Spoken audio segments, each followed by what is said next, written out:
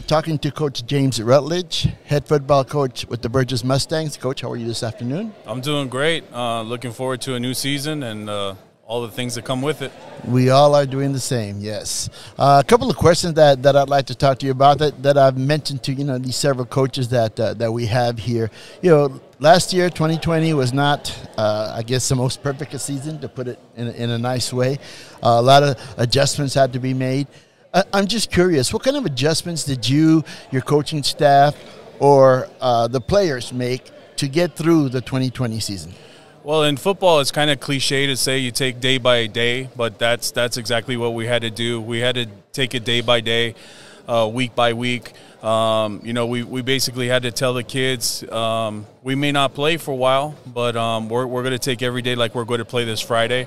And we went 30 days last year without playing a football game, and our kids bounced back and played the by-district game really well, and it kind of caught up to us in the area round, but our kids did a really good job about adjusting and overcoming the obstacles that we faced last season. So looking back on last season, Coach, was there any obviously you have to make adjustments, but was there any adjustment that you made last year that you thought worked really well and you're going to use it in the future? To be quite honest with you, I hope we don't have to do a lot of the things that we had to do last right. year. We did a lot of double checking, we did a lot of extra paperwork and stuff like that. So I'm really looking forward to a lot of those things going away.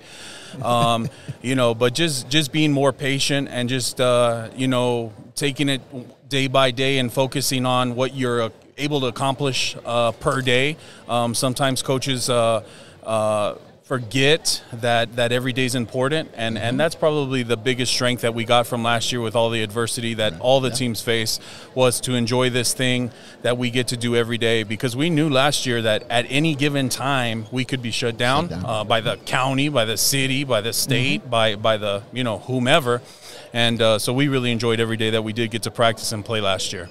One of the common threads that I hear from all the coaches that I've talked to today, when I ask them about the future of the program, when you consider the fact that for pretty much for JV, and I don't know how it was in your situation, but for freshmen and JV, last year was pretty much lost, and so what effect is that going to have on your program this year and in the future? Well, this year you're probably not going to see too much effect on it, because the guys that we're returning are probably have been in the varsity system, and we were able to pull up a lot of sophomores and get them some experience. But you're absolutely right. The other freshmen, the other JV kids, our 8th graders and our 7th graders, they had no football last year. Right. And I was really concerned about how many of them would come back to football. I'm happy to say that a lot of them have come back to football. Our numbers on the whole are a little less than we expected. But for the most part, a lot of kids came back, but they are behind. So we're treating a JV season like a freshman season. We're treating a 9th grade season like an 8th grade season, and we're going to try to develop those kids very slowly, catch them up, and hopefully in a year or two they'll be back on pace. Oh, we know obviously you've been very successful in your program there at Burges, especially last year. If you could briefly just go over maybe a couple of names to look out for offensively and defensively for this year. Well, offensively, we have a new quarterback stepping into the role, and he was able to lead us through the by-district game last year in the area round. His name is Troy. I'm sorry, I'm thinking my brother. Andrew. It's not my brother Troy, my son Andrew Routledge. Yes. Then we have on defense, we have Jacob Morales. He'll be a great nose tackle for us, and we probably have one of the best defensive ends in the city named Sean Street, and he's so good at defensive end. We said, why don't you play a little receiver for us too? And he's going to do that. And then we do have this other kid that, I guess a few people have talked about him, Tavares Jones. I'm sure. I think there's some expectations on that young man. And, we're hoping that Tavares Jones has just an excellent season this year for us.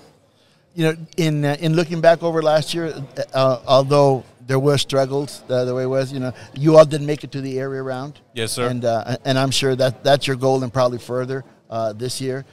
How do you see overall, your district, first of all, and then maybe some of the teams that you're playing in pre-district that might help you to achieve that goal?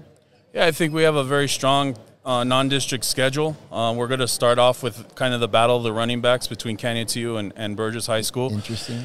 And then we're going to play a 6A in Montwood, and then we're going to play Bel Air and Hanks. You know, and I think they're going to give us really good matchups, and they're going to present very good challenges for us to get ready for our district.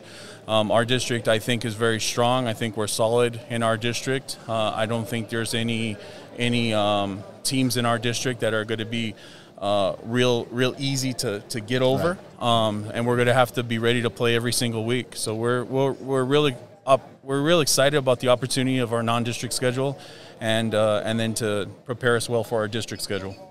Coach, it's been a pleasure talking to you. Good luck this season, and hope to see you during the season. Thanks, man. Thanks. Well, we appreciate everything you guys do for us, and any way we can help you, let us know. Thank you.